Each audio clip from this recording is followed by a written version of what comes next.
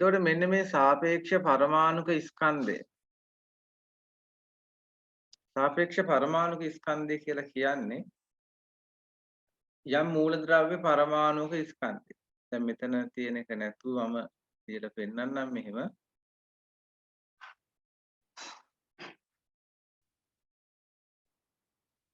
අපි ගන්නවා කිසියම් මූලද්‍රව්‍යයක්. පරමාණුක ස්කන්ධය කියන එක ඔලුවට දාගන්න සාපේක්ෂ පරමාණුක ස්කන්ධය කියන එක ඉන්නේ පරමාණු වලට.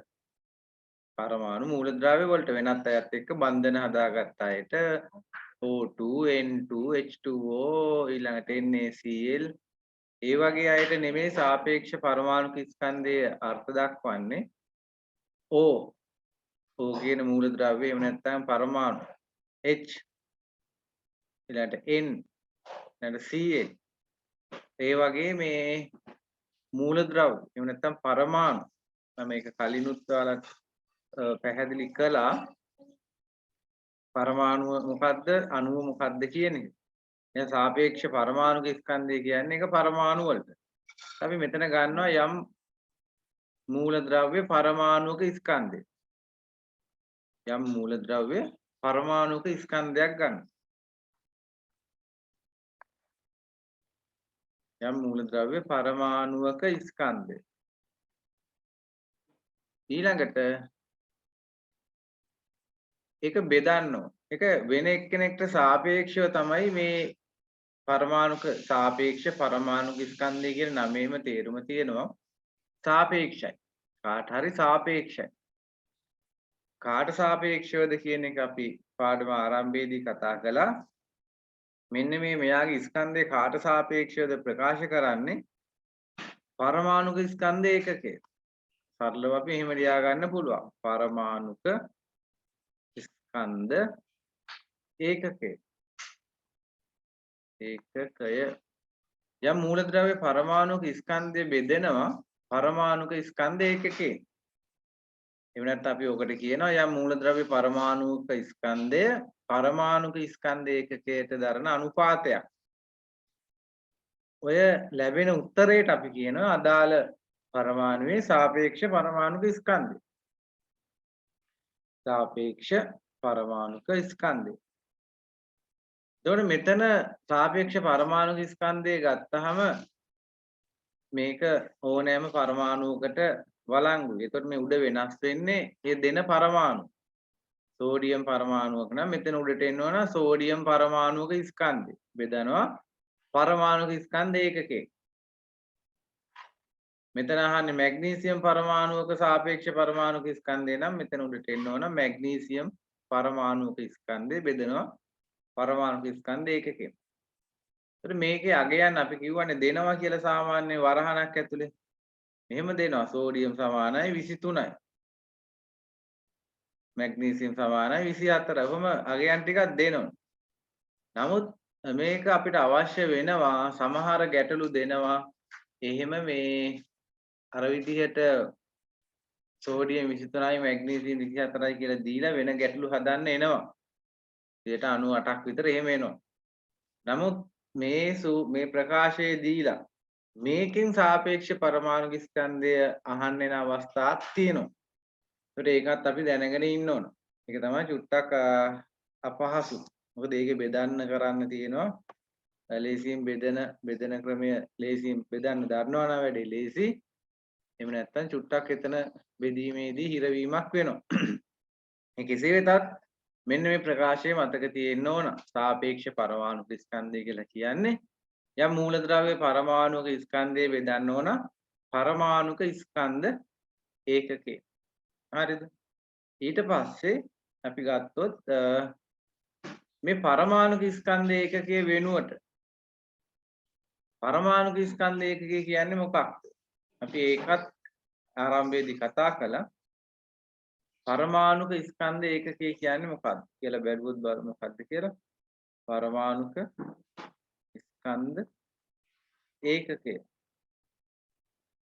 පරමාණුක ස්කන්ධ ඒකකය කියලා කියන්නේ කාබන් මේ 612 කියන සමස්ථානිකය. මෙන්න මේ කාබන් 612 සමස්ථානිකයේ පරමාණුක ස්කන්ධය පරමාණුක ස්කන්ධය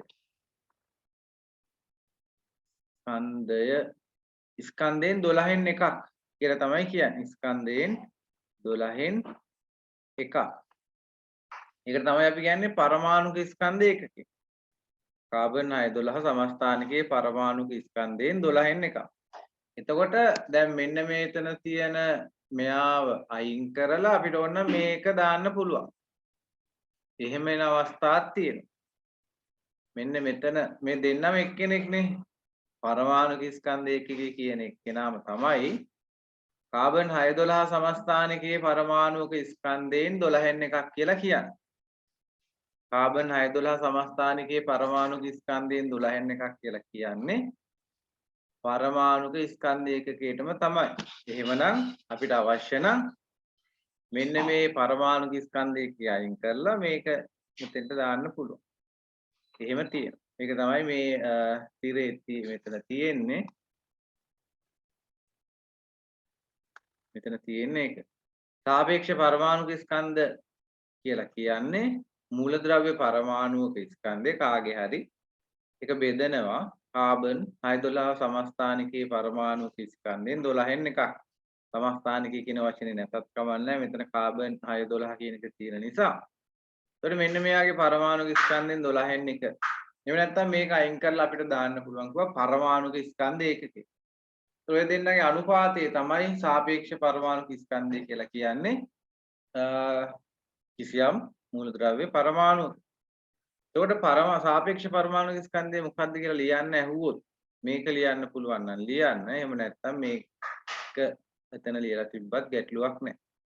මූලද්‍රව්‍ය පරමාණුක ස්කන්ධය කාබන් 612 සමස්ථානිකයේ පරමාණුක ස්කන්ධෙන් 12න් එකක් මෙන් කී ගුණයක්ද කියන එක තමයි සාපේක්ෂ පරමාණුක ස්කන්ධය කියලා කියන්නේ. ඒතර මේක මෙන්න මේ වචන වලට හරියට අවධානය දුන්නොත් මේ ලියලා තියෙන එක තේරුම් ගන්න පුළුවන්. හරිද? එතකොට එහෙම වුණොත් ඒ ගැටලුවක් නැහැ. යම් මූලද්‍රව්‍ය පරමාණුක ස්කන්ධේ කාබන් 612 සමස්ථානිකයේ පරමාණුක ස්කන්ධෙන් 12න් එකක් මෙන් කී ගුණයක්ද? ඊට වඩා මේක මතක තියාගන්න ලේසි. සෝඩියම් නම් සෝඩියම් මූලද්‍රව්‍ය පරමාණුක ස්කන්ධේ බෙදන්න. දැන් මේකත් ටිකක් අමාරු හින්දායි මම සරල කළේ. මේක නැතුව අපිට මෙතන ලියන්න පුළුවන් කෙලින්ම පරමාණුක ස්කන්ධ ඒකකය කියලා. පරමාණුක ස්කන්ධ ඒකකය කියලා එතන ලියන්න පුළුවන්. හරිද? එහෙම ඔය අවස්ථා දෙකෙන් ඕන එකක් පාවිච්චි කරන්න පුළුවන්. නමුත් අපේ ඔළුවේ තියෙන්න ඕන පරමාණුක ස්කන්ධ ඒකකය කියලා කියන්නේ පරමාණුක ස්කන්ධ ඒකකය කියලා කියන්නේ මොකක්ද කියන එකත් ඔළුවේ තියෙන්න ඕන. එහෙම තිබුණොත් තමයි මේක ගැටලුවක් නැතුව තේරුම් ගන්න පුළුවන් වෙන්නේ. හරිද? අපිට ගැටලුවක් තියෙනවා හදාන්න අපි මේක කතා කරලා මේක දෙනවා කියලා කිව්වා. නමුත් අහන්න පුළුවන්. මේ ප්‍රකාශය පාවිච්චි කරලා ගණන් හදන අවස්ථාවක්. මම එහෙම අවස්ථාවකට යන්නම්. ඉන්නේ තියෙන්නේ ඒ උදාහරණය ටියුට් එකේ තියෙනවා. මේ බලන්න. ඔක්සිජන් පරමාණුවක සැබෑ ස්කන්ධය 2.66 1023යි. ඒතර කාබන් පරමාණුවක සැබෑ ස්කන්ධය 1.99 ගුණ කිරීම 1023යි. අහනවා ඔක්සිජන් වල සාපේක්ෂ පරමාණුක ස්කන්ධය මොකක්ද කියලා. ඔක්සිජන් වල සාපේක්ෂ පරමාණුක ස්කන්ධය කියන්නේ මොකක්ද කියලා අහනවා. ඒතර ඔක්සිජන් වල සාපේක්ෂ පරමාණුක ස්කන්ධය කියලා කියන්නේ ඒක හොයන්න අපි ප්‍රකාශය ලියනවා. මොකද්ද? ඔන්න ලිව්වා සාපේක්ෂ පරමාණුක ස්කන්ධය. අපිට ඕන නම් මෙතන ඔක්සිජන් කියලා ලියන්න පුළුවන්. ඊළඟ ප්‍රකාශනයේ ලියන්න ඕන. මොකද්ද? උඩට එනවා මේක ලවයට එනවා කවුද? අපි කලින් කිව්වේ යම් මූලද්‍රව්‍ය පරමාණුක ස්කන්ධය කියලානේ. මොකද දැන් මෙතන ඔක්සිජන් කියලා ඉන්නවනේ. එහෙනම් ඔක්සිජන් පරමාණුක ස්කන්ධය කියලා මෙතන උඩට ලියනවා. ඔක්සිජන් පරමාණුක ස්කන්ධය. බෙදීම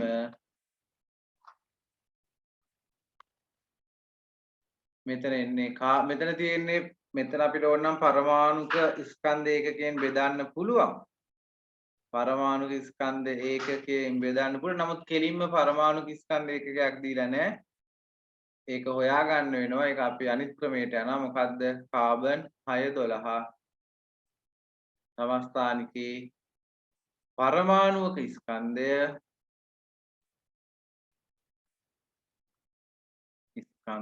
ගුණ කිරීම 12න් 1.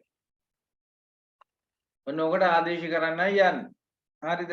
ඔකට ආදේශ කරපුවාම අපිට උත්තරේට යන්න පුළුවන්. එතකොට දැන් මෙතන මම උඩ ලවයට ආදේශ කරනවා මේ දීලා තියෙන අගේ නේ 2.6 ගුණ කිරීම 10 ඍණ 23 ග්‍රෑම් බෙදීම 1.9 ගුණ කිරීම 10 ඍණ 23යි. ඒ වගේ මේක ගුණ කරන්න ඕන 12න් 1න් 12න් 1න් එහෙම ගුණ කරපුවාම එකක් ග්‍රෑම් ග්‍රෑම්ට ග්‍රෑම් කැපිලා යනවා සාපේක්ෂ පරමාණු ස්කන්ධ වලට ඒකකයක් නැහැ. සාපේක්ෂ පරමාණු ස්කන්ධ වලට ඒකකයක් නැහැ. දැන් මේ ටික සුළු කරගන්න ඕක තමයි ටිකක් අමාරු වැඩකට තියෙන්නේ. දැන් මේ කොහොම හරි මේක මතක් කරගෙන ආදේශ කළාට දැන් මේක සුළු කරගන්න අවශ්‍යයි. ඕන මේක සුළු කරගන්න. දැන් මේ 12න් එකෙන් මෙතන ಗುಣ කරන්න තියෙන එක 12න් බෙදන්න තියෙන්නේ මෙයාව 12න් උඩට යනවා. මම මෙතන මෙහෙම කරන්න පොඩ්ඩක් සුළු කරගෙන 10 ඍණ 23ට 10 ඍණ 23 කැපිලා යනවා. ඔන්න කැපුණා. ඉතුරු වෙන්නේ කවුද? 2.66 බෙදීම 1.99 ගුණ කිරීම 12න් 1. එතකොට ගණිත දැනුම ඇසුරින් මෙන්න බලන්න මම මෙහෙම ලියනවා 2.66 ගුණ කිරීම 12 බෙදීම 1.99 හරිද? ඔය විදිහට ගන්න පුළුවන්. ඊළඟ මේක සුළු කරගන්න ක්‍රම කිහිපයක් තියෙනවා. එකක් අමාරුවෙන් සුළු කරන්න පුළුවන්. දැන් මෙතන ඔක්සිජන් කියලා දීලා තියෙන නිසා අපිට පොඩි ක්‍රමයකට යන්න පුළුවන්. ඔක්සිජන්ගේ සාපේක්ෂ පරමාණුක ස්කන්ධය අපි ගැටලු විසඳන්න පාවිච්චි කරලා තියෙනවා. මේ මතකයේ ඇසුරින් අපිට උතන අවසාන උත්තරේ දාන්න පුළුවන්. මොකක්ද අවසාන උත්තරේ? කියන්න බලන්න. ඔක්සිජන්ගේ සාපේක්ෂ පරමාණුක ස්කන්ධය මොකක්ද? මතකද? අපි ගණන් හදනකොට අර වරහන් ඇතුලේ දුන්නේ මෙච්චරයි කියලා වරහන් ඇතුලේ.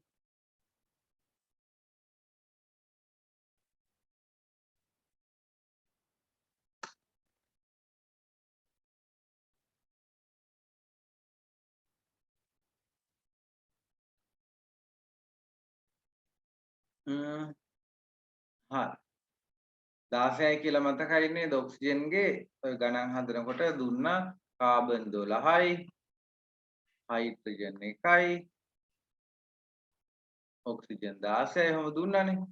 එතන මෙතෙන් දෙන උත්තරේ ඔක්සිජන් 16යි. ඔක්සිජන් 16යි. ඔක්සිජන් 16යි. හරිද? ඔක්සිජන් 16යි. එතන මෙන්න මේ කොටස දැන් මෙහෙම සුළු කරගන්න මතක නැත්නම් අපිට කවුරු හරි x නම් y කියලා දුන්නොත් මේක සුළු කරගන්න ටිකක් පහසු ක්‍රමයක් තියෙනවා. අපි මේ පහසු ක්‍රමය බලමු මොකක්ද කියලා. දැන් අපිට පොඩි වැටීම් ක්‍රමයකට ගිහිල්ලා කරන්න පුළුවන්. මේ 1.99 කියන එක දෙකක් කියලා හිතනවා. දැන් මේක අමාරුවෙන් පේපර් එකේ සම්පූර්ණ කාලයම නාස්ති කරගෙන ඔක බෙදන්න ගියොත් එහෙම අපිට ලොකු අවාසියක් වෙන්නේ. ඒකයි මම කිව්වේ. දැන් මෙන්න මේ ටික තමයි අමාරු. මෙන්න මේ බෙදන කරන ටික තමයි අමාරු. මම ඒකයි පාඩම මුලට ගත්තෙත් නැත්තේ. ওই ටික පැහැදිලි කරලා ඉස්සරහට ගියා නම් එතරම් චුට්ටක් මේ මිකු අමාරුවකට යන්න පුළුවන්. ඉඳ තිබ්බා. 1.99 කියන එක මම ආසන්න වශයෙන් හිතින් හිතා ගන්නවා 2යි කියලා. හරිද? ආසන්න වශයෙන් මම හිතින් හිතා ගන්නවා 2යි කියලා.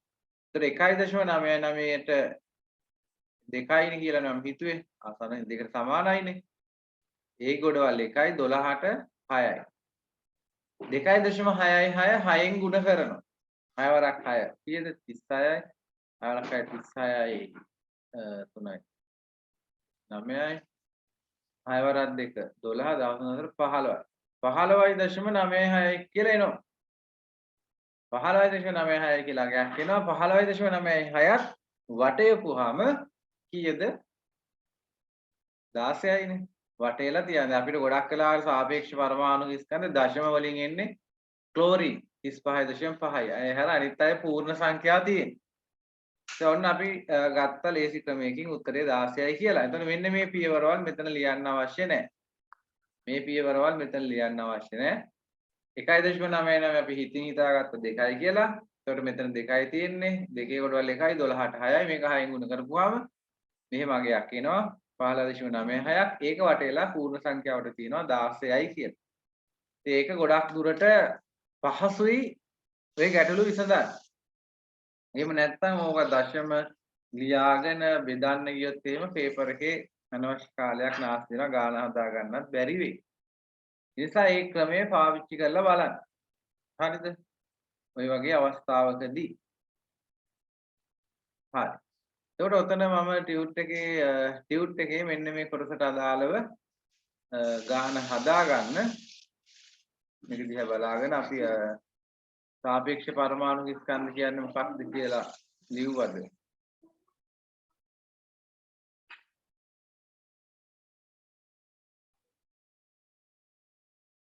එහෙම මෙන්න මේ ගාන හදා ගන්නකො. ඔයාගේ ක්‍රමයට මෙන්න මේ බෙදීමේ ක්‍රම ටික හුරු කරගන්න. මෙන්න මේ ප්‍රකාශය හැමතිස්සෙම හරියට මතක තියෙන්න ඕන. සාපේක්ෂ පරමාණු ස්කන්ධය කොහොමද ලියන්නේ? යම් මූලද්‍රව්‍ය ඔක්සිජන් පරමාණුක ස්කන්ධය බෙදන්න ඕන. කාබන් 612 සමස්ථානිකයේ පරමාණුක ස්කන්ධයෙන් 12න් එකක්.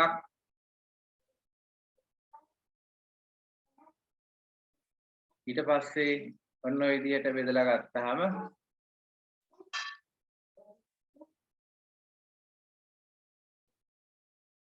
තේරෙනවා. දන්නේ කෙනෙක් නම් බෙද ඉන්න ඕනේ. ඔක ආදේශ කරලා කෙලින්ම 16යි කියලා තියන්න. දන්නේ නැති කවුරු හරි ගැන නම් මේ අහන්නේ. දැන් මම අර මේ විදිහට බෙදලා ගන්න පූර්ණ සංඛ්‍යාවක් විදිහට අවසාන උත්තරේ තියන්න.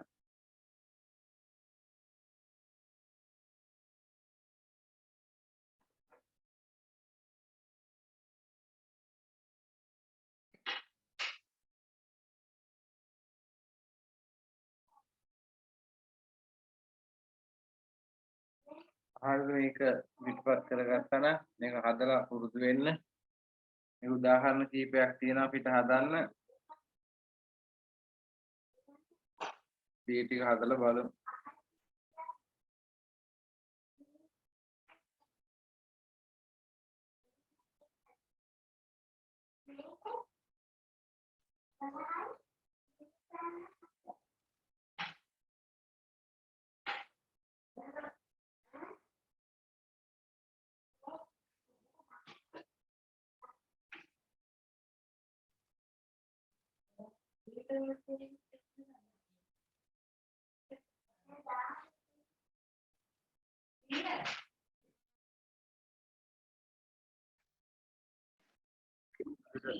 ඉත බලන්න.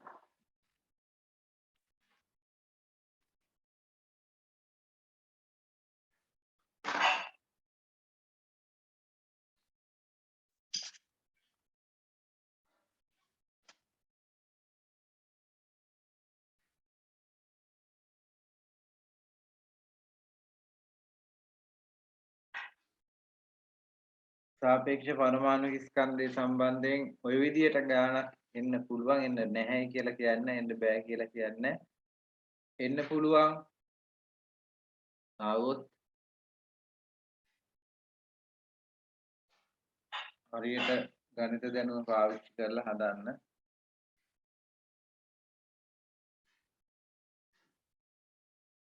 හරිද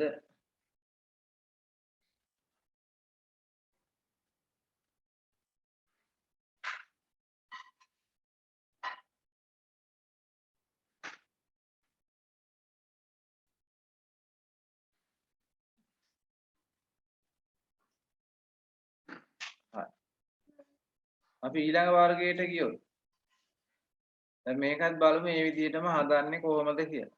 දැන් මෙතන ඉන්නේ පොටෑසියම්. හරිද? පොටෑසියම් ගත්තොත් බලන්න කොහොමද ඒක හදන්නේ කියලා. ඉතලාම අපි අර විදිහට ලියනවා.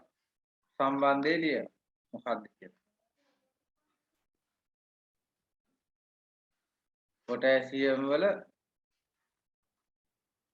සාපේක්ෂ පරමාණුක ස්කන්ධය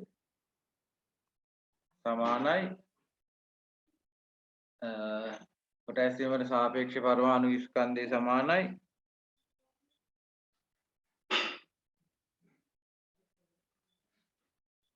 පොටෑසියම් පරමාණුක ස්කන්ධය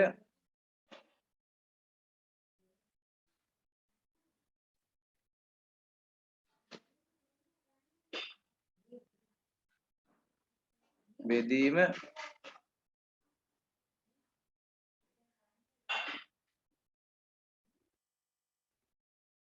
කාබන් 612 සමස්ථානිකයේ පරමාණුක ස්කන්ධය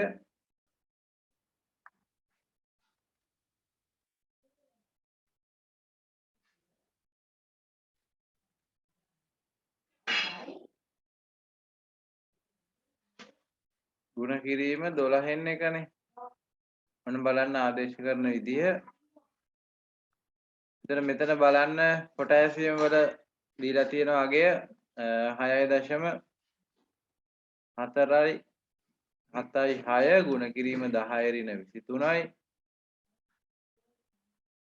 ඒක බෙදන්න කීයෙන්ද?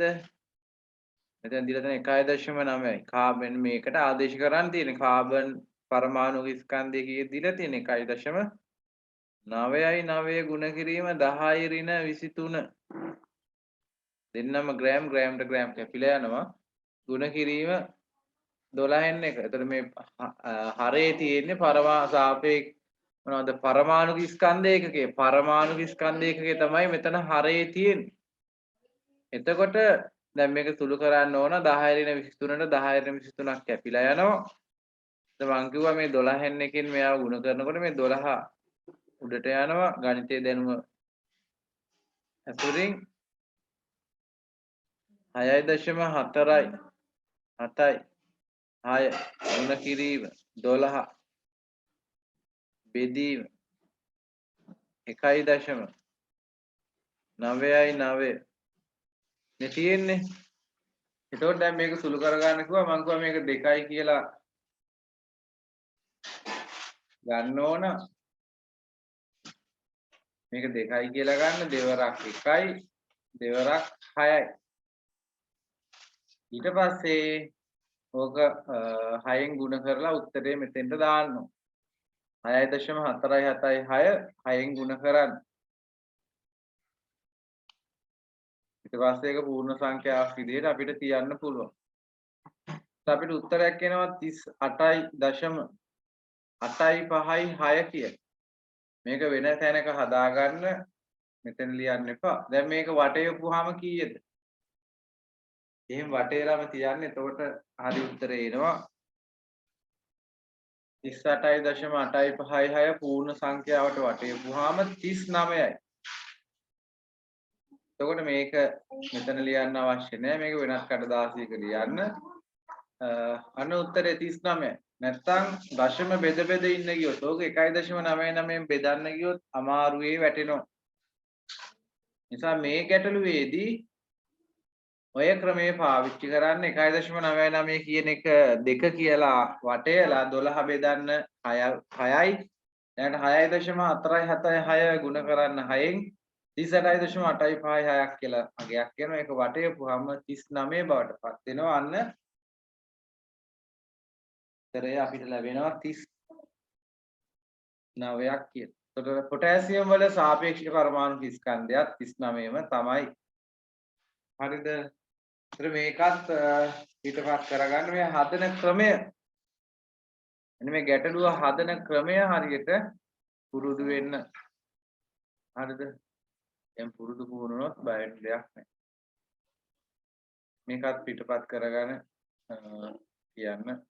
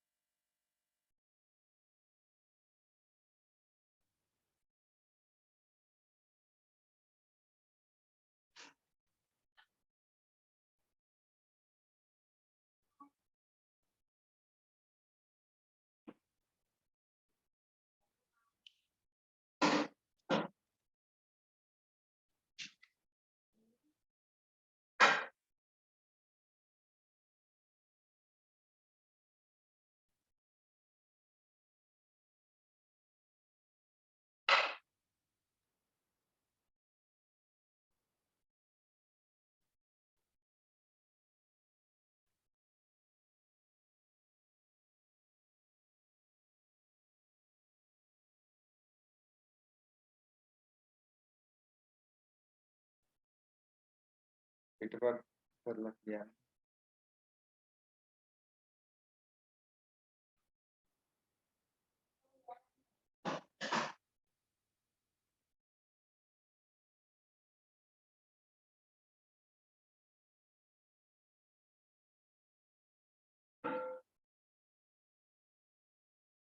ඒ වගේ ගැටලු කිහිපයක් තියෙන අපිට හදන්න. ඒ ටික අපි හරියට පුරුදු වුණොත් පාඩම අපිට අවසන් කරගන්න පුළුවන්.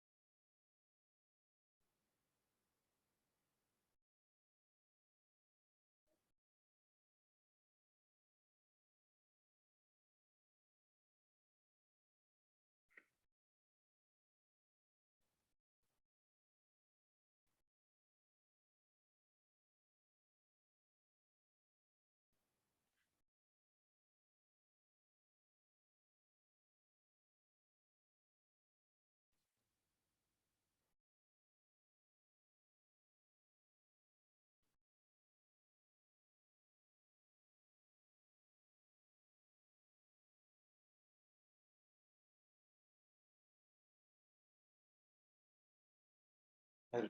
කියන්න.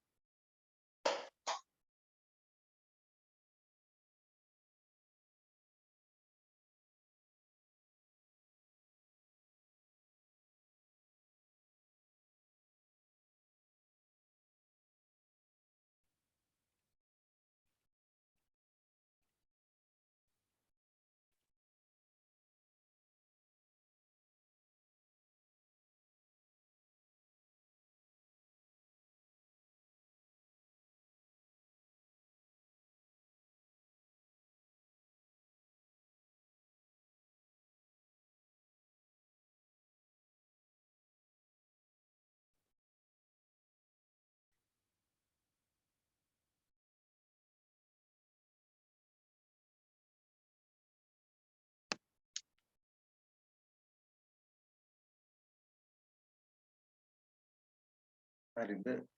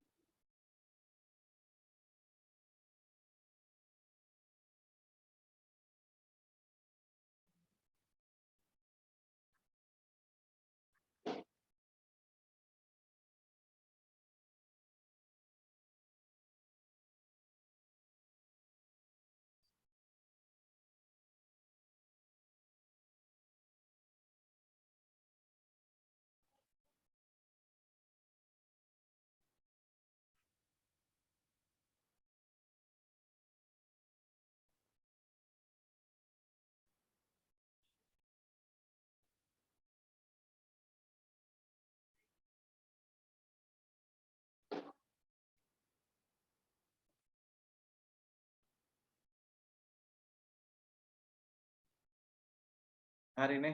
මම ඊළඟට යන්නද?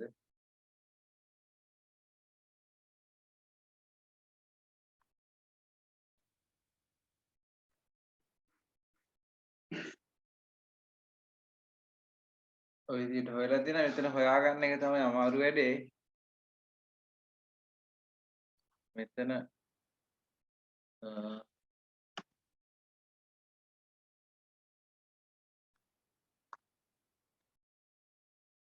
මේ ටික ආදේශ කරන එකයි අවසාන උත්තරය ගන්න එකයි තමයි අමාරු. හැබැයි වැදගත්ම දේ වෙන්නේ මේක මතක තියෙන්න ඕන. ඒක මතක තිබ්බේ නැත්නම් ඔක්කොම ඉවරයි. නිසා සාපේක්ෂ පරමාණුක ස්කන්ධය හොයන්නේ කොහොමද කියන එක යම් මූලද්‍රව්‍ය පරමාණුක ස්කන්ධය බෙදන්න ඕන කාබන් 612 පරමාණුක ස්කන්ධෙන් 12 එකකින්. නැත්නම් මෙයා වෙනුවට අපිට පරමාණුක ස්කන්ධ ඒකකේ දීලා තිබ්බොත් පරමාණුක ස්කන්ධ ඒකකේ අපිට දාන්න පුළුවන්. හරිද? තාම මේ අවස්ථාවට ආවේ නැහැ. මේක තියෙනවා. ඔය මොක සුළු කරගන්න එක තමයි අමාරු.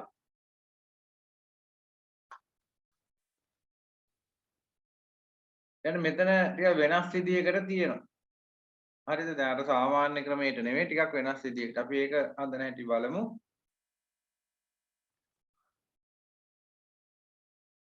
හරිද?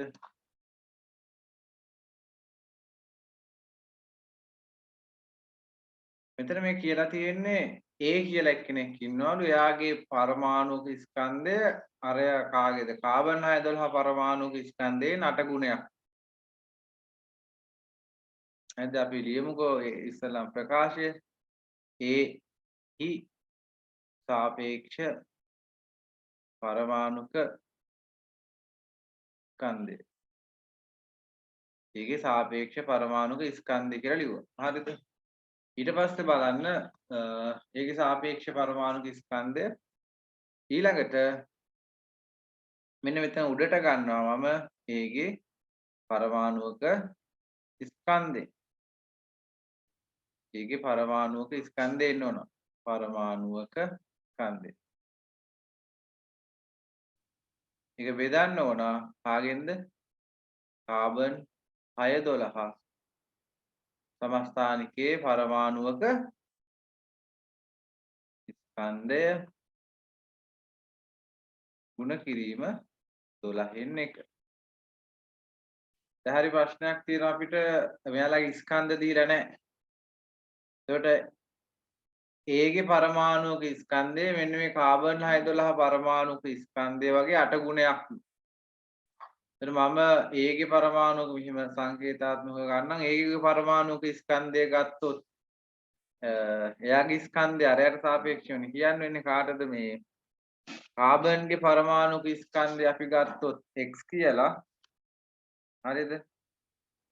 අපි හිතමු x කියලා. VG ප්‍රකාශන පාඩම තියෙන්නේ. පියාගේ වයස පුතාගේ වයස වගේ 3 ගුණයක් කොහොම කියනවනේ. එහෙම නැත්නම් අයියාගේ වයස මල්ලිගේ වයස වගේ 2 ගුණයක් කොහොම තියෙන්නේ. එතකොට ඒ වගේ එකක් තමයි මෙතන තියෙන්නේ කාබන් පරමාණුක ස්කන්ධය වගේ 8 ගුණයක්ලු Aගේ පරමාණුක ස්කන්ධය. එහෙනම් Aගේ පරමාණුක ස්කන්ධය කීයද? මේ සංකේත ඇසුරින් ගත්තොත් කියන්න බලන්න. ඒකේ පරමාණු ස්කන්ධය කීයද සංකේත ඇසුරින් ගත්තොත්?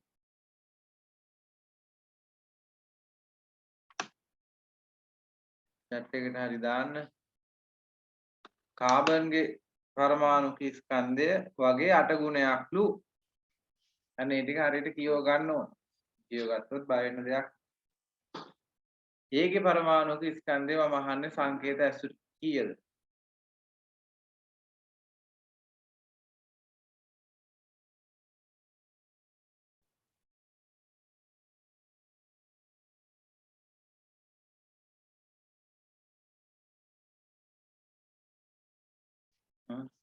හිතා ගන්න බැයිද?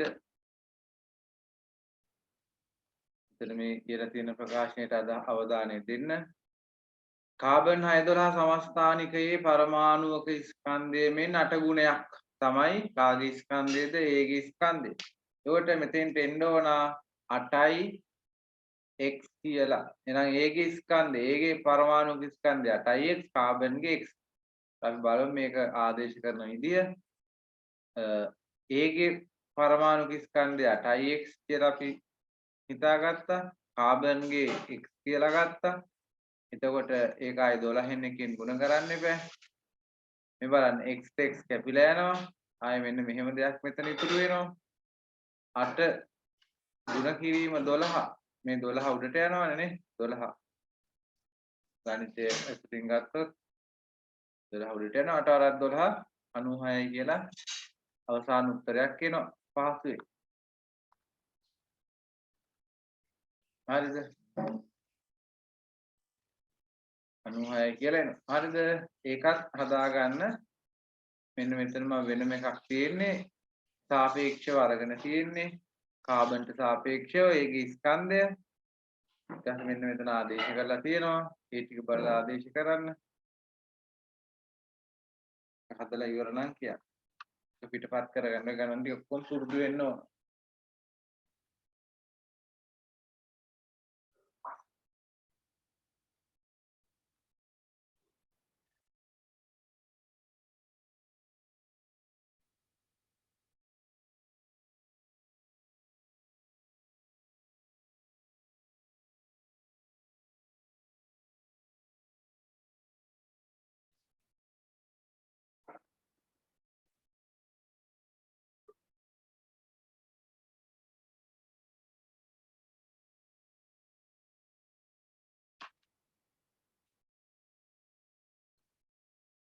හරිද? මෙතන අමාරු පැත්තක් තියෙනවා නම් කියන්න.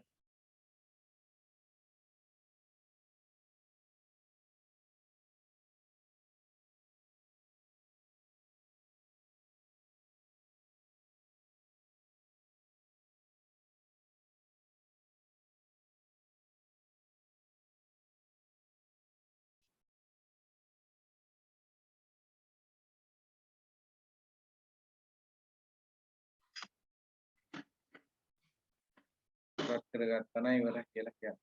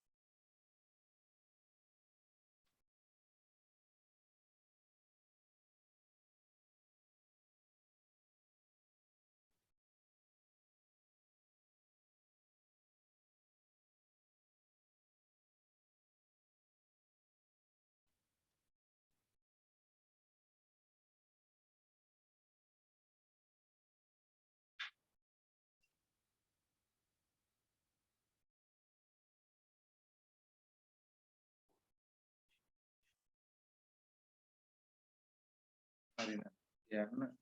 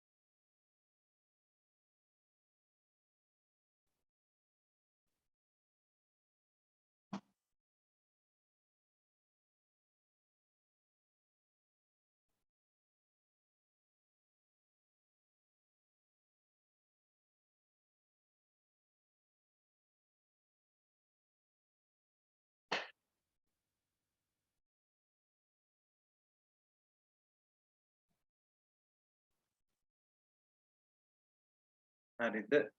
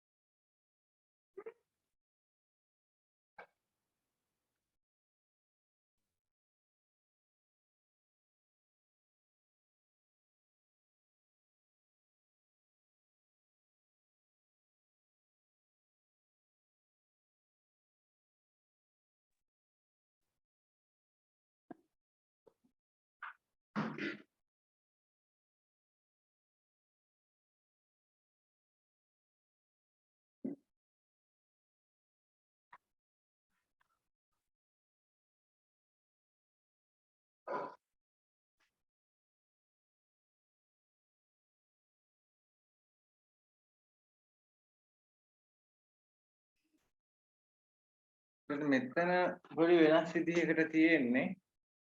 මෙතන තියෙන්නේ කාබන් පරමාණුක ස්කන්ධය නෙමෙයි දීලා තියෙන්නේ පරමාණුක ස්කන්ධ ඒකකයේ දීලා තියෙන්නේ. පරමාණුක ස්කන්ධ ඒකකේ. එතකොට ආයේ මේක 12න් බෙදන්න අවශ්‍යතාවයක් නැහැ. මේක 12න් බෙදන්න අවශ්‍යතාවයක් නැහැ. ඒ නිසා අපිට කෙලින්ම උත්තරේට ආදේශ කරන්න පුළුවන් 12න් බෙදන්න ඕනේ නැහැ කියන එක මතක තියාගන්න. මේක මේ 12න් බෙදන්න අවශ්‍යතාවයක් නැහැ. එතන මේක අපි මෙහෙම ලියලා බැලුවොත් අර වගේමයි සෝඩියම් ගැන අහන්නේ. එතන සෝඩියම්ගේ සාපේක්ෂ පරමාණුක ස්කන්ධය. එතන සෝඩියම්ගේ සාපේක්ෂ පරමාණුක ස්කන්ධය කියලා අහනවා. මේක ලියලා පුරුදු වෙන්න කිහිප විටක් ලියලා පුරුදු වෙන්න. සෝඩියම්ගේ සාපේක්ෂ පරමාණුක ස්කන්ධය සමානයි. මෙතන උඩට එන්න ඕන මොකද්ද? සෝඩියම් පරමාණුක ස්කන්ධය. පරමාණුක ස්කන්ධය. මේවා ලියලා පුරුදු වෙන්න. සෝඩියම් පරමාණුක ස්කන්ධය. ඔක බෙදන්න ඕන කාගෙන්ද? කාබන් 612 සමස්ථානිකයේ පරමාණුක ස්කන්ධයෙන් 12න් එකක් කියන එකෙන්. හෝ මෙතන දීලා තියෙන එකත් එක්ක යොමු වෙන්න. මෙතන දීලා තියෙන්නේ මොකක්ද? පරමාණුක ස්කන්ධ ඒකකය. කෙටි ලියන්නම් පරමාණුක ස්කන්ධ ඒකකය. හරිද? එතකොට මෙතන දීලා තියෙනවා සෝඩියම් වල පරමාණුක ස්කන්ධ ඒකකය කීයද? 3.981.9 ගුණ කිරීම 10 ඍණ 23 ග්‍රෑම්. ඒක බෙදන්න මෙතන දීලා තියෙනවා කෙලින්ම පරමාණුක ස්කන්ධ ඒකකය. එතකොට ඒක ආයේ 12න් බෙදන්නේ නැහැ කියන එක ඔලුවට යන්න ඕන. 1.667 ගුණ කිරීම 10 ඍණ 24 ග්‍රෑම්ට ග්‍රෑම් කැපිලා යනවා. 10 ඍණ 23ට 10 ඍණ 24ක් කැපුණාම මෙතන ඍණ එකක් ඉතුරු වෙනවා. දර්ශක පාඩම මතක නම් ඒ දැනුම මෙතෙන්ට අවශ්‍යයි. 10 ඍණ 23ට 10 ඍණ 24න් අයින් වුණාම 10 ඍණ එකක් ඉතුරු වෙනවා. එතකොට දැන් මේක සුළු කරගන්න අවශ්‍යයි. දැන් මම අතන වගේ බෙදලා ගන්න තිබ්බනම් ලේසි. නමුත් දැන් මෙතන ඊටට අපි අමාරු තත්යකටපත් වෙලා තියෙනවා. මේක බෙදන්න ඕන. ඉතින් දීර්ඝ බෙදීමෙන් හරි එහෙම නැත්නම් මෙතන 10 ඍණ එකක් තියෙනවානේ. මේ 10 ඍණ එක තියෙන එක්කෙනා මම උඩට යවුවොත් 10 ධන එකක් බවට පත් වෙනවා. දැන් මෙතන සම්පූර්ණයෙන් ගණන් පාඩමක් තියෙන්නේ. 9 8 1 9 මේ 10 ඍණ එක උඩට යවනවා 10. 10 ධන එක බවට පත්. ඒ කියන්නේ 10නේ. ඊට 1.67න් බෙදා මේක ගුණ කරපුවාම 39.819 බෙදන්න 1.67. එතකොට මෙහෙම බෙදලා ගන්න. මෙහෙම මේක බෙදලා ගන්න එක දීර්ඝ බෙදීමෙන් බෙදලා ගන්න ඒක ටිකක් අමාරු ගතියක් තියෙනවා. ඊළඟට එහෙම නැත්නම්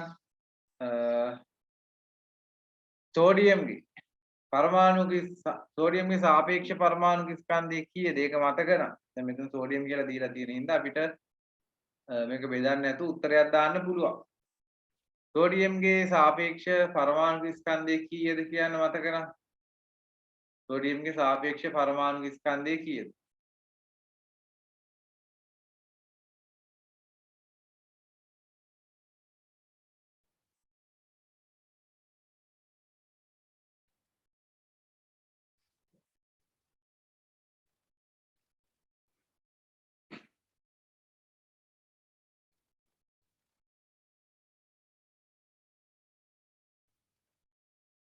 කීයද සෝඩියම් අර වරහන් ඇතුළේ දුන්නේ 23යි.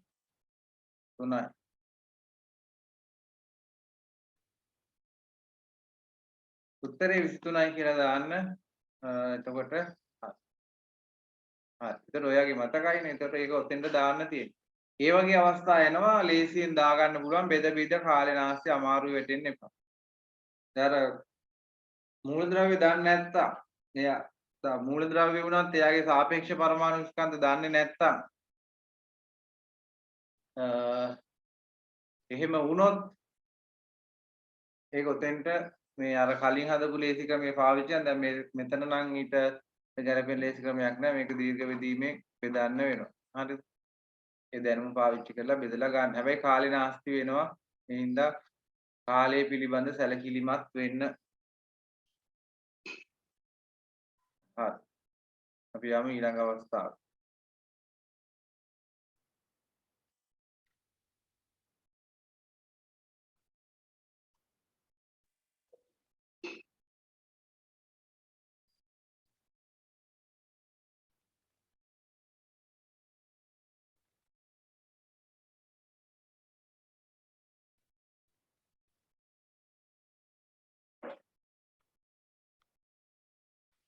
හරිද? ඕම වෙනවා. දැන් සාපේක්ෂ අණු ස්කන්ධය කියන එක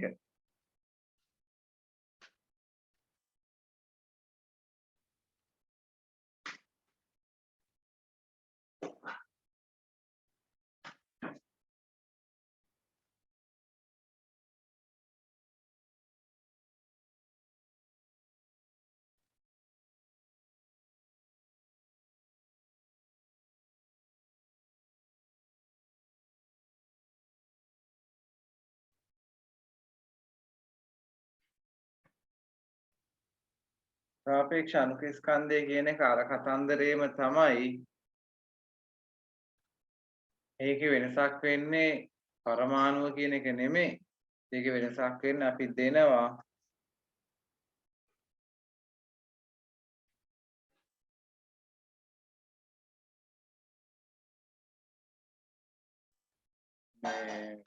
යම් මූලද්‍රව්‍ය සංයෝග අණුවක ස්කන්ධය. අර කතන්දරේම තමයි. හරිද? මේක දැකින කණ එකපාර ලියලා පෙන්නන්නම් මෙතන. එහෙම ගත්තොත් මේ විදිහට බලන්න.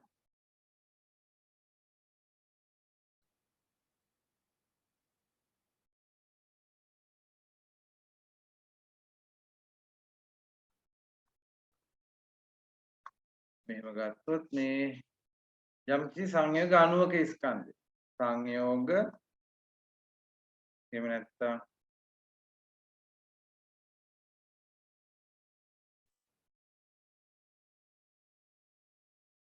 සංයෝගයක එහෙම නැත්නම් අණුවක මම මෙතන අණුවක් කියලා ලියන්නම්කෝ.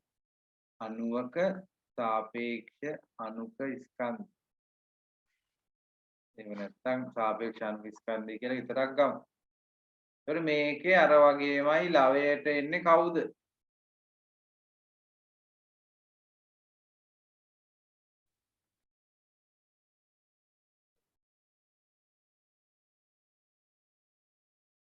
මේක උඩට එන්නේ මොකද්ද? කලින් අපි ලිව්වේ පරමාණු යම් මූලද්‍රව්‍ය පරමාණුක ස්කන්ධය කියන දේ. එහෙනම් මෙතන ලියන්න සංයෝග අණුවක ස්කන්ධ. කිසියම් සංයෝග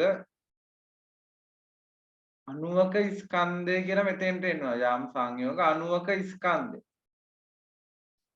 යම් සංයෝග අණුවක ස්කන්ධ. එතන මෙතන පහළට එන්න ඕන.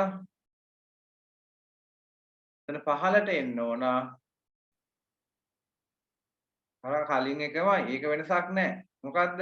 කාබන් 6 12 සමස්ථානිකයේ පරමාණුක ස්කන්ධය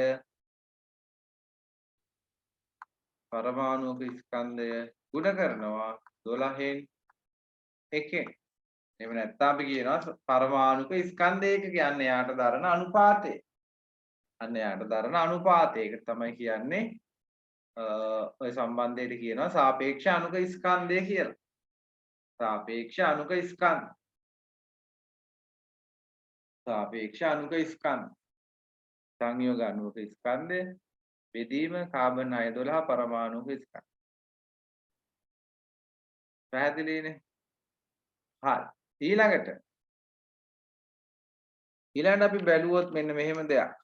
මම කියනවා ග්ලූකෝස් වල සාපේක්ෂ අණුක ස්කන්ධය ලියන්න කියලා. ග්ලූකෝස් වල එහෙනම් මෙතෙන්ට ලියන්නේ මොකද්ද? ග්ලූකෝස් කියලා ලිව්වා. මේ බලන්න ග්ලූකෝස් වල සාපේක්ෂ අණුක ස්කන්ධය සමානයි.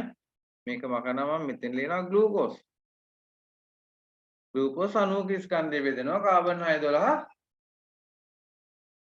පරමාණුක ස්කන්ධයෙන් 12න් එකක්. එහෙම නැත්නම් පරමාණුක ස්කන්ධයකින් බෙදෙන. එතකොට අණුව මෙතන එක වෙනස් වෙනවා. ඒක තමයි මේ අනුපාතයට කියනවා සාපේක්ෂ අණුක ස්කන්ධය කියලා. ඒක මේ විදිහට වචන වලින් ඉදිරිපත් කරලා තියෙනවා. වචන වලින් ඉදිරිපත් කරපුවාම ඒක ටිකක් බැරෑරුම් වගේ පේනවා ඇති. මූලද්‍රව්‍ය හෝ සංයෝග අණුවක ස්කන්ධය කාබන් 12 සමස්ථානිකයේ පරමාණුක ස්කන්ධයෙන් 12න් එකක් මෙන් කී වාරයක්ද කියන එක තමයි මේ සාපේක්ෂ අණුක ස්කන්ධය කියලා කියන්නේ. කී වාරයක්ද කියන එක. හරිද? කී වාරයක්ද කියන. මේ තියෙන එක ප්‍රකාශනයකින් ඉදිරිපත් කරලා අපි ලියපු එක. දැන් ඕකත් ඔය ප්‍රකාශනයත් ඔළුවේ තියෙන්න ඕන. ඔළුවේ තිබුණොත් තමයි මූලික දේවල් ටික කොහොමද තියෙන්නේ පැටර්න් පත්තල ඊට පස්සේ අපිට ඕන දෙයකට භාවිතා කරන්න පුළුවන් වෙන්න ඕන. හරිද? හරි. දැන් මෙන්න මෙතන තියෙන තවත් ප්‍රශ්නයක්. මේ බලන්න. දැන් මේකට උත්තර හොයන්නේ කොහොමද?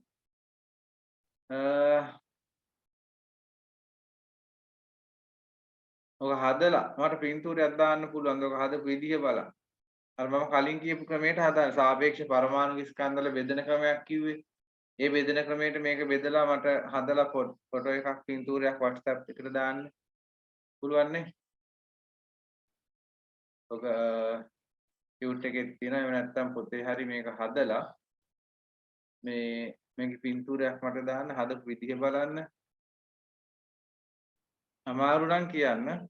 අමාරු වෙන්න බෑ මේක.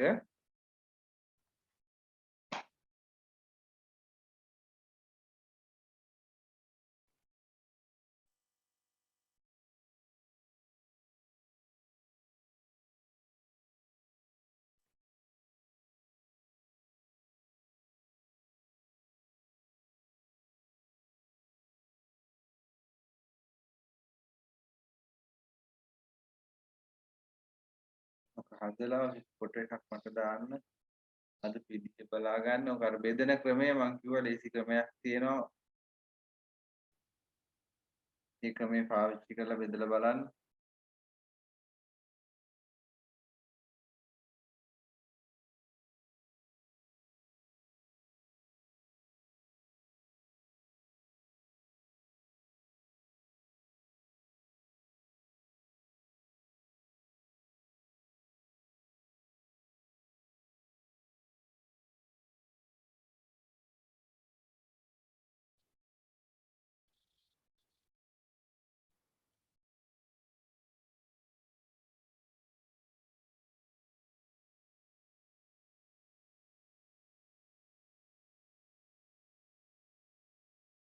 පින්තූරයක් එවන්න හදලා.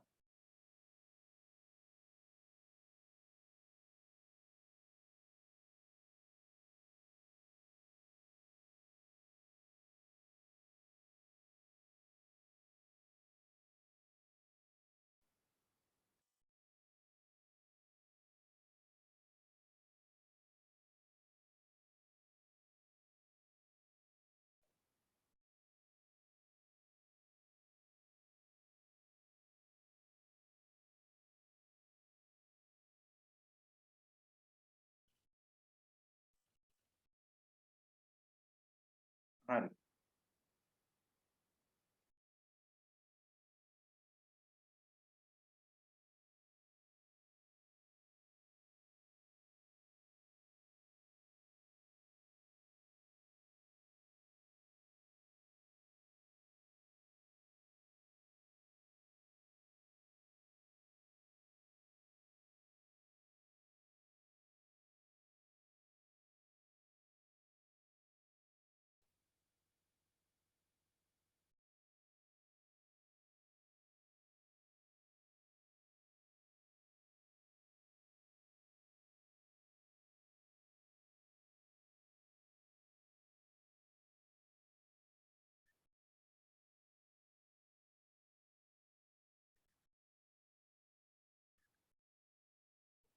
හදලා එවන්න අමාරු නම් කියන්න. පිටුරයක් අද විදිය.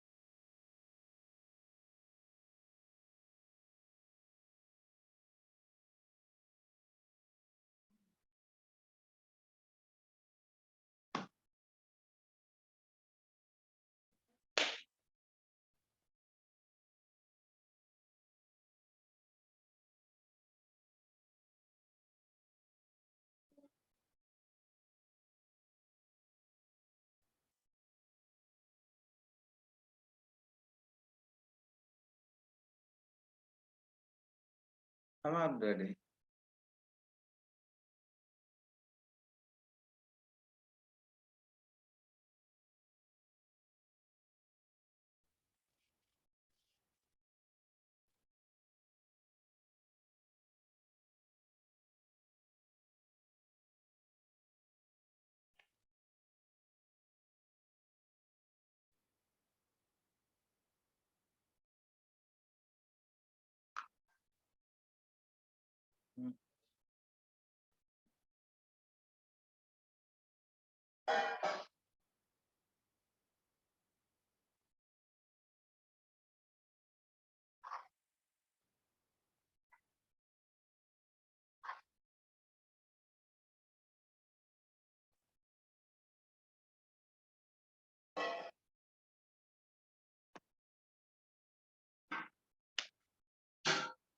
මේ බලන්න ඉස්සල්ලාම මේක ලියන එක එහෙම ලියලාද කියලා බලන්න.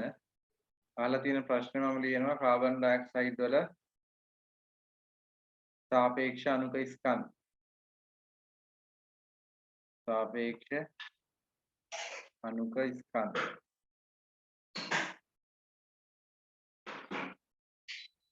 එතන මෙතන ලවයට එන්න ඕන මොකද්ද? කාබන් ඩයොක්සයිඩ් අණුවක ස්කන්ධ. කාබන් ඩයොක්සයිඩ් අණුවක ස්කන්ධය. ඊළඟට පහළට එන්න ඕන කාබන් ඩයොක්සයිඩ් අණුවක ස්කන්ධය. ඊට පස්සේ පහළට එන්න ඕන කාබන් 612 පරමාණුක ස්කන්ධය. කාබන් 612 පරමාණුක ස්කන්ධය ගුණ කිරීම 12න් 1. ගුණ කිරීම 12න් 1. ඉස්සරලාම ඕක ලියන්න. ඊට පස්සේ ඔක ලිව්වට පස්සේ කාබන් ඩයොක්සයිඩ් අණුවක ස්කන්ධය යාලා දීලා තියෙනවා මෙන්න මෙයාගේ 7.31 ගුණ කිරීම 10 ඍණ 23 ග්‍රෑම්. ඒක බෙදන්න කාබන් ඩයොක්සයිඩ් කියද 1.99 ගුණ කිරීම 10 ඍණ 23 ග්‍රෑම් ගුණ කිරීම 12න් 1. ඊට පස්සේ මොකද වෙන්නේ? ඊට පස්සේ ග්‍රෑම්ට ග්‍රෑම් කැපෙනවා 10 ඍණ 23ට 10 ඍණ 23 කැපෙනවා 12 උඩට යනවා කියලා කිව්වනේ. මම ඒක මෙතනින් ලියන්න. ඉතින් සමාන කිරීම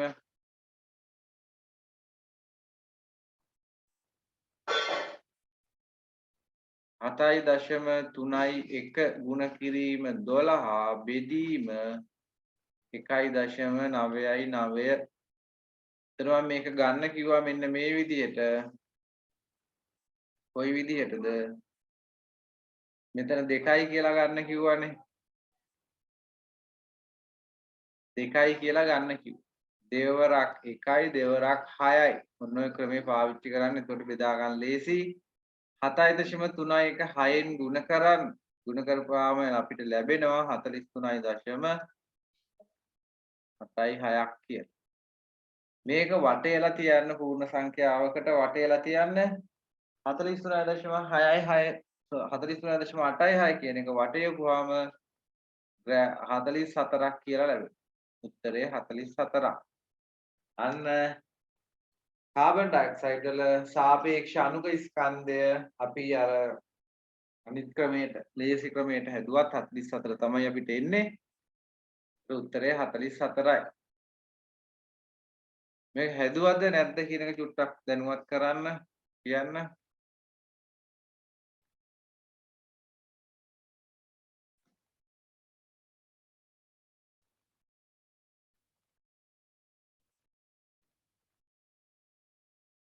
එහෙම නැත්නම් පිටපත් කරගන්න ගැටලුකාරී තත්ත්ව තියෙනවා නම් කියන්න.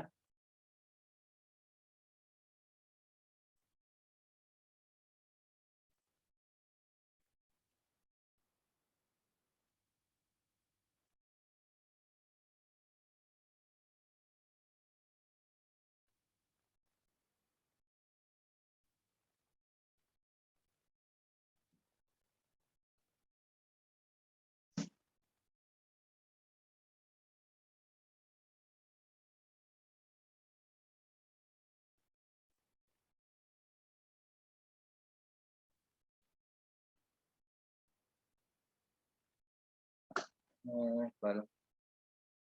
හැදුවානේ. හරි. අපි එවනම් ඊළඟ ගැටලුවට යමු. ඒ වගේම තව ගැටලුවක් වගේ මතකයි.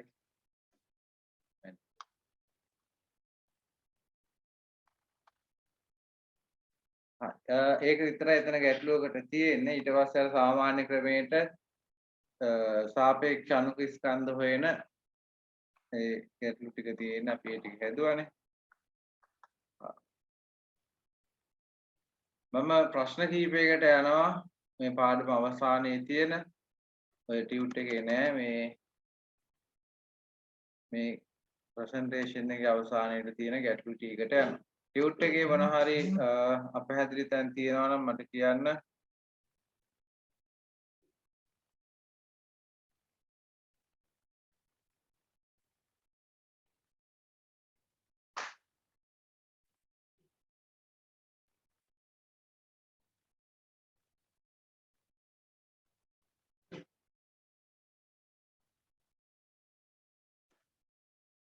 එන්න මේ ටික හැදුවා. මෙතන අමාරු ගණන් ටිකකුත් අපි හැදුවානේ නේ. මේ ටික ප්‍රැක්ටිස් කරන්න නැත්නම් අමාරු වැටෙනවා. ප්‍රැක්ටිස් කරන්න.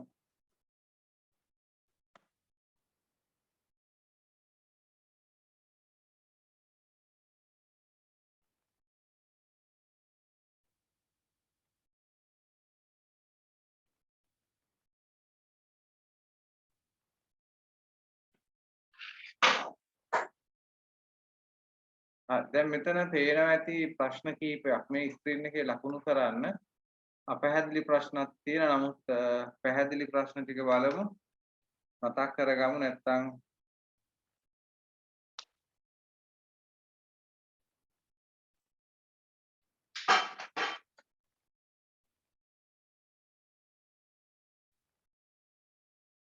පළවෙනි එක ද්‍රව්‍ය ප්‍රමාණය මැනීමට භාවිතා කරන ඒකකය මොකක්ද?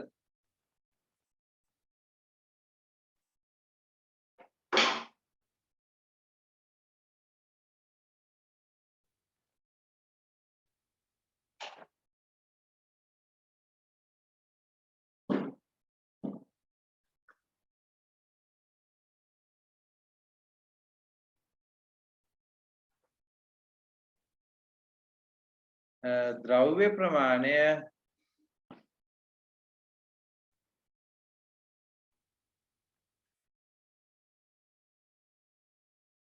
මානින සම්මතයේ වෙන්නේ මවුල හරිද යන්න මතක තියාගන්න මතක් කරගන්න ද්‍රව්‍ය ප්‍රමාණය කියන එක. ද්‍රව්‍ය ප්‍රමාණය කියන වචනේ ආවොත් ඒ ද්‍රව්‍ය ප්‍රමාණය මැනීමට භාවිතා කරන සම්මත ඒකකය මවුලය.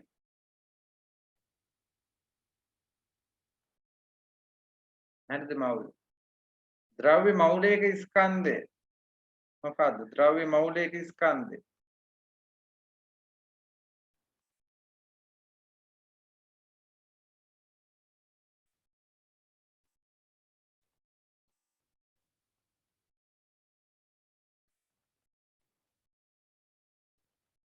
ද්‍රව්‍ය මවුලයක ස්කන්ධය.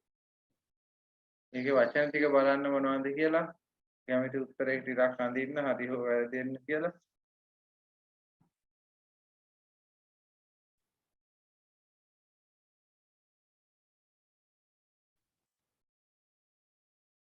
ද්‍රව්‍ය මවුලයක ස්කන්ධයක නෙමේ.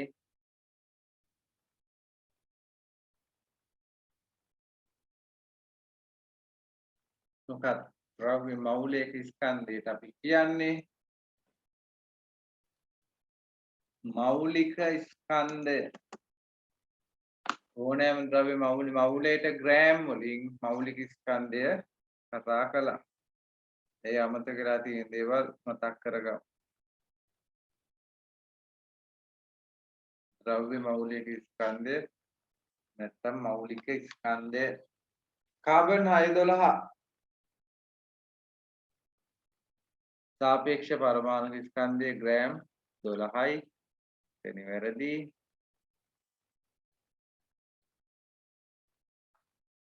ඊළඟට බලන්න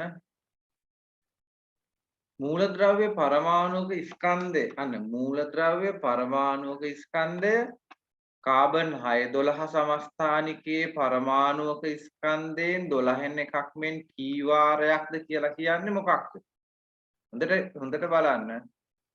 කාබන් 612 සමස්ථානික යම් මූලද්‍රව්‍ය පරමාණුක ස්කන්ධය බෙදනවා කාබන් 612 සමස්ථානිකයේ පරමාණුක ස්කන්ධයෙන් 12න් එකක්.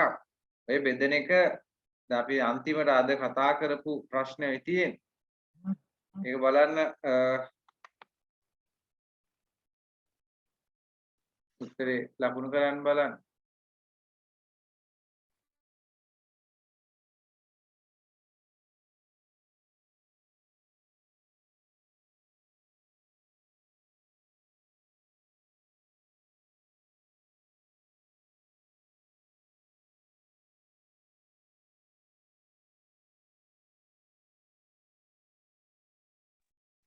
මොකද්ද සාපේක්ෂ පරමාණුක ස්කන්ධ? හරි. මෙතන දැන් හොයන්න ඕන පිළිවෙලින් පරමාණුවක් සහ අණුවක්. පිළිවෙලින් පරමාණුවක් සහ අණුවක් හොයන්න. කවුද පරමාණුව කවුද අණුව? හොඳට බලන්න මම ඒකයි පරමාණු නන්නේ සාපේක්ෂ පරමාණුක ස්කන්ධ එන්නේ. අණු නම් එන්නේ සාපේක්ෂ අණුක ස්කන්ධ.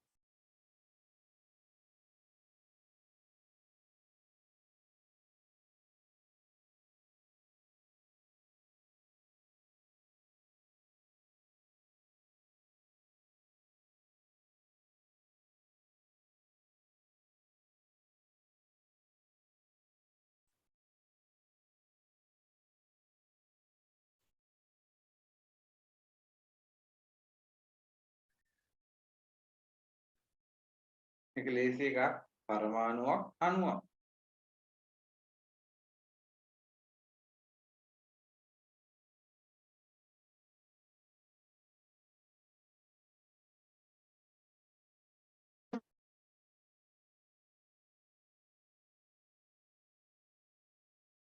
ලකුණු කරන්න පරමාණුද අණුද කියලා බලන්න.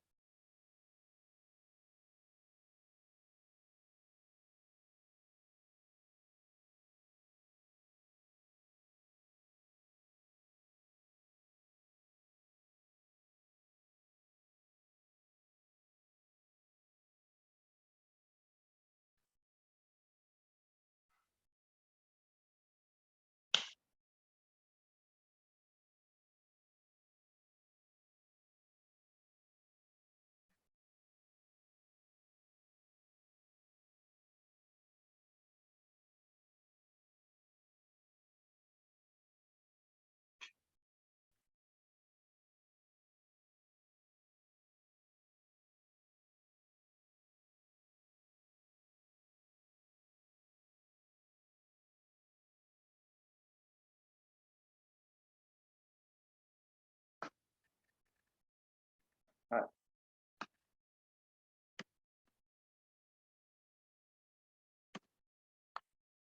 හයිඩ්‍රජන් සහ H2O H සහ H2O.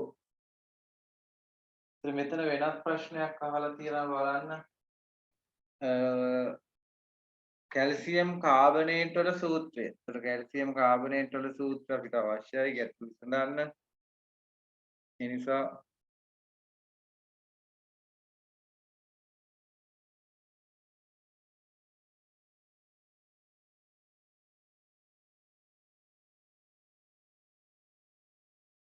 Calcium carbonate. හරි.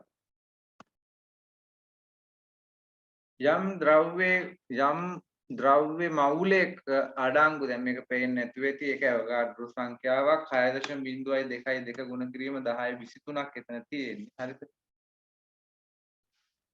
ඊළඟට අපි ගියොත් මේ පිටුවට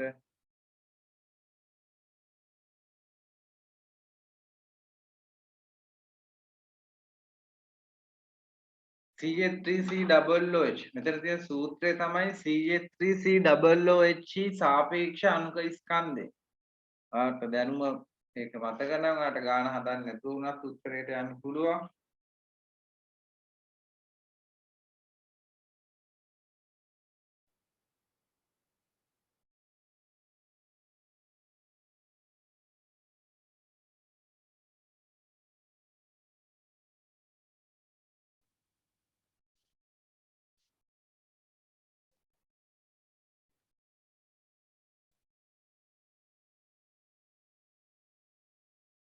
ගාන හදන්න නැතුවත් බලන්න පුළුවන්.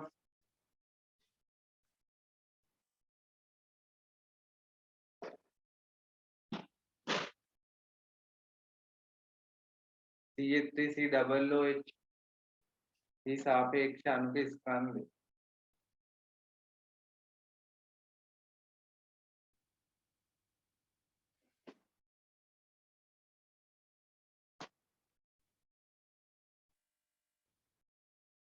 CH3COOH සාපේක්ෂ අණුක ස්කන්ධය.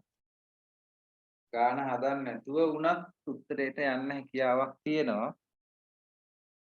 ඒකට පොඩි දැනුමක් තමයි තියෙන්නේ.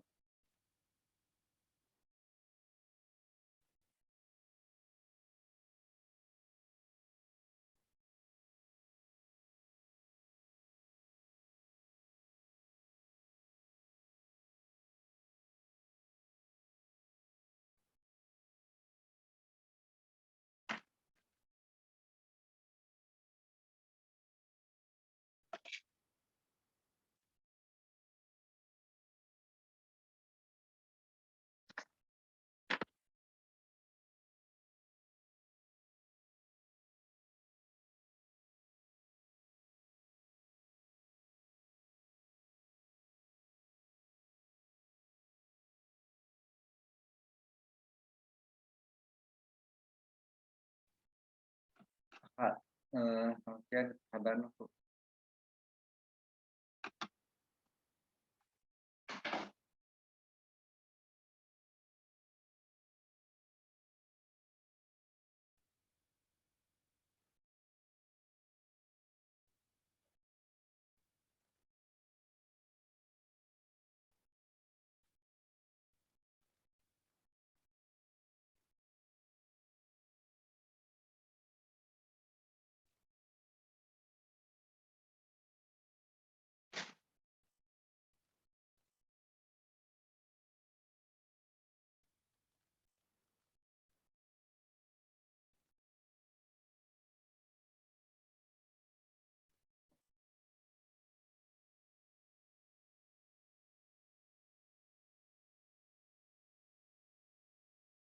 හරි කාලේ ඒ වගේ නේද?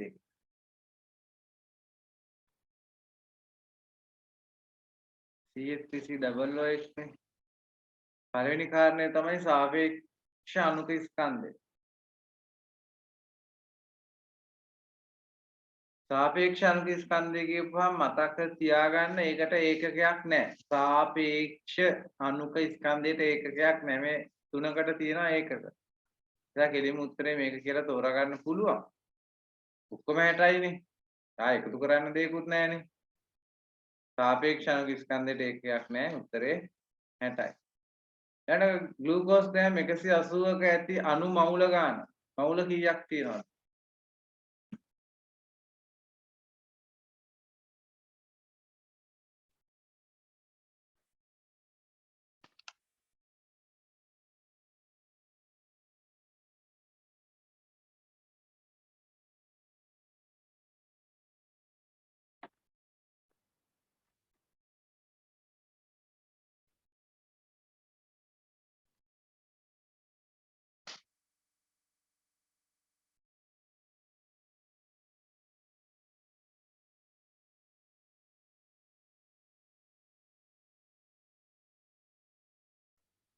අර සූත්‍රය දාලා හදා වල සූත්‍රේ n සමානයි සිම්පල් m බෙදීම කැපිටල් M. ඉතින් කීයද ආවේ 180යි ග්‍රෑම් බෙදින මවුලයට ග්‍රෑම් 180යි. මෞලික ස්කන්ධයේ මවුලයට ග්‍රෑම් 180යි. අමතක නම් කියන්න මේ ගණන් මම තා පැහැදිලිව හදලා දුන්නා. අමතක කරන්න එපා ප්‍රැක්ටිස් කරන්න නිතරම මවුල එකයි. හරිද? අපි ඊළඟ සතියේ අලුත් පාඩම පටන් ගමු. මම පටන් ගත්තේ පරක් වෙලා නමුත් මම එක වෙන දවසක කවර් කරලා දෙන්නම්. අදට මෙතනින් මම අවසන් කරනවා. හරිද? මේ අපි එහෙමනම් අදට අවසන් කරමු. මේ ටික ප්‍රැක්ටිස් කරන්න හොඳට. ප්‍රැක්ටිස් කරුවේ නැත්නම් අමාරුයි වැටෙනවා. ප්‍රැක්ටිස් කරුවේ නැත්නම් අමාරු වෙනවා. ඒ නිසා හොඳට ප්‍රැක්ටිස් කරන්න. නැත්නම් ලේසි පාඩමක් අමාරු කරගන්න එපා. හරිද? එහෙමනම් අපි අද නවත්තනවා. අයිබෝවන්. අයිබෝවන් සර්.